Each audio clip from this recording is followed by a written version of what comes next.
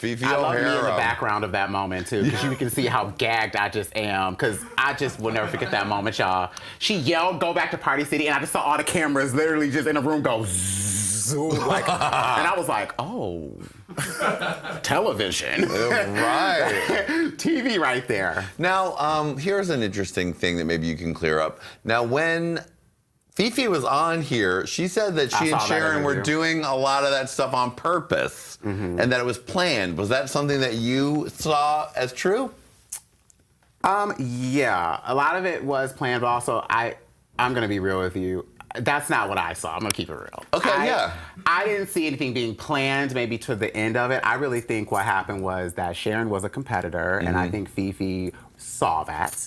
And I think Fifi knew she wanted to be a villain on the show. She made it very clear to all of us that she wanted to be a villain. She made it very clear to me. I mean, I've known Fifi for a very long time. She likes being a villain. She likes being mean. That's her thing. She likes being very like, that's just always been how she is. Okay.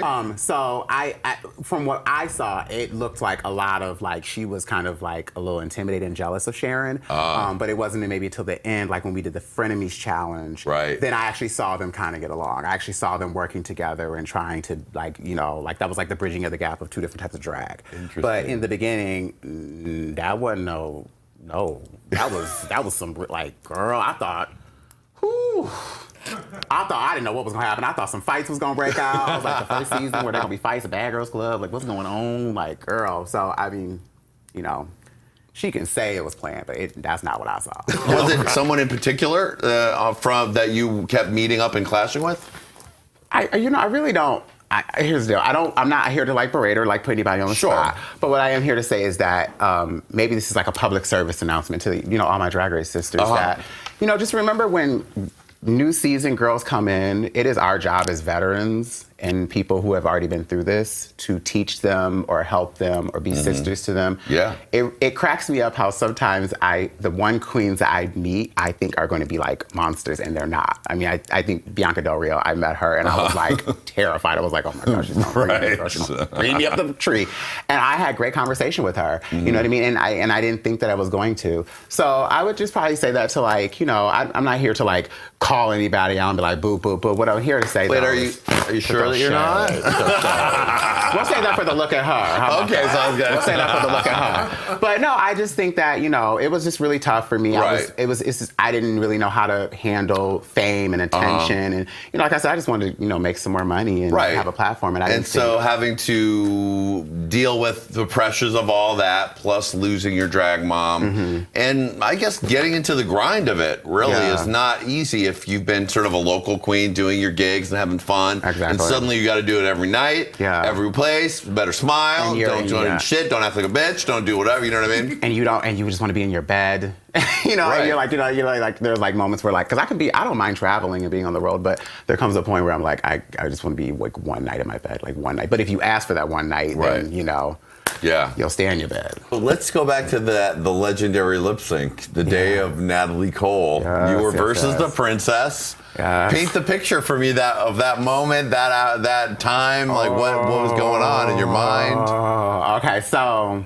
Oh my God, you asked me all these questions I've like never really talked about. Yeah, well, that's why you're on A Queen. So, the truth was when we did that challenge, I mean, everybody I think could agree. I felt like somebody else should have been in my spot other than me. Now, what was the challenge again? The challenge was, it was the infomercial. We had to do the infomercials, and we had to either sell Glamazon or I think I was on the Glamazon team. Yeah. Sure y'all gonna correct me if I'm wrong. But I think I was on the Glamazon team. And I remember they didn't like how I did it, and I thought I did a really great job, but I felt like there was, some others who deserved to be down there, and I was a little upset about that. Yeah. And so instead of me, I guess, this is where I think I'm a different competitor, because instead of me saying, well, why is she? And I'm not a person to throw nobody under the bus. I'm not. So what I was like, you know what? I'm going to do this. I'm going to lip sync for my life. I'm going to show them really what I can do. Because some girls can act, some girls can sing, some girls are, good at other. But I know one thing that I'm great at is entertainment. I'm really great at performing. I'm great at performing for a crowd of people. So I was like, I'm just gonna hold off, and if I gotta go up for elimination, I'm gonna be cool. I know we doing This Will Be. Natalie Cole is here. I'm gonna slay it. This is kind of a dream. Every drag queen performs this song, so I'm just gonna make it proud. And my drag mother performed that song often. Really? So it was, a lot of things were going through my mind. So we go up to Untucked, we film Untucked. I remember Sharon and Chad can tell you, I had a breakdown moment because the judges really, I don't think they really understood me. I think they just kind of didn't, they would see like maybe the stage persona, but like I'm kind of like more quiet and private, when I'm off stage sometimes. So I think that they didn't really know how to handle and how to take me. And so I kind of felt like I was a little teased. And so I just remember crying right before going back downstairs after filming Untucked and everything. And then I just remember telling myself, if I'm going to lip sync, just slay it. Just slay this. This is what you do, Dida. You know how to perform. Like, you got this. You got this. Out of everything else, you got a performance. And then I just remember standing there and the music's just starting, and I just remember thinking like, don't stop performing until you hear the music go off.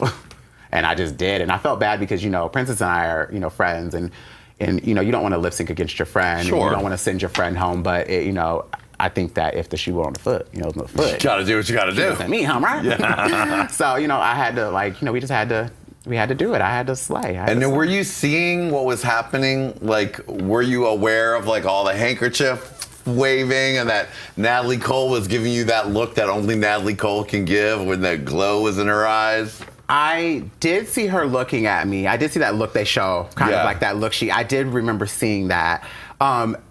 I didn't remember seeing the handkerchiefs until literally I was done and walking back to my spot.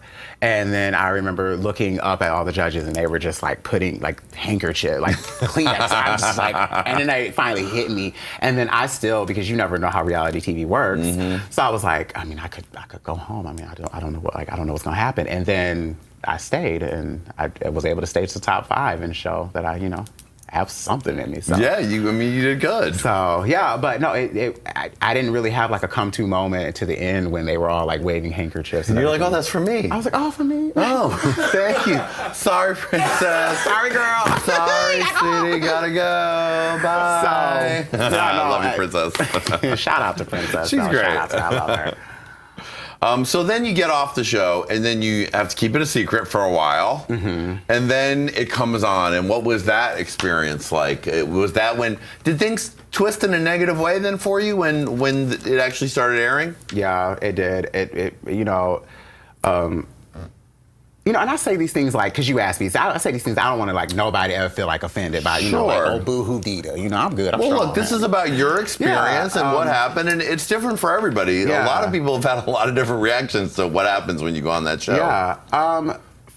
I think that was kind of like hard for me to handle too, because like, for instance, I'm from Chicago. And I was only just a local girl in Chicago. Yeah. But then, and there were people who would never talk to me. They would never spoke to me, ever. They were friends with mutual Qween friends of mine. Like, they never spoke to me. Never even thought about booking me, never even cared. It wasn't until like Drag Race happened where I started seeing how when you have fame, attention, you have some type of something that people want, I started seeing how they can use you for that. Yeah. And that started like really messing with my head, because then it started making me wonder like, who is my friend? Who is like actually here for like my best interests? I just want to work and perform. I'm not, I don't want to deal with any like shady behavior. Yeah. And it was the first time I started really seeing how that works. The show business. Yeah. Just how show business works, basically. And so it was really hard for me to handle. And it still is, but that's where I think it's important to have, I always say the House of Ritz, it's very important for me to have a really great team of people around me to kind of protect me from all of that. Yeah. So that if they see somebody coming my way that is going to make me uncomfortable, they can already clock it. I don't even have to pay any attention to it, And so it was really difficult. And then dealing with like, a lot of fans always have something to say. And yes, and that was like right when the show got to be its biggest. It was at a very big moment. A lot of big stars came out of that season, and it was when Drag Race really started to break through. Yeah, season 4, we were it. That was the one. Yeah, we were it, and so that's why I'm proud to be a part of it, because we all still work. We all very talked about everything, but it was difficult to maneuver through that, and that's where I think like shout out to people like Willem, who have done that before, and Willem was really great to me and still is like with helping me with advice about how to handle and things to do and ideas and stuff like that, because I just really didn't. Willem and Chad were the main reason I kept saying cheesecake on season 4 because I just kept saying it because they would make them laugh. That was really it. And Latrice would laugh too, and Latrice's laugh is so infectious. So I would do anything to make her laugh. But I would always say cheesecake, and so those type of things kind of were like helpful to build at least a personality. But it was tough. It was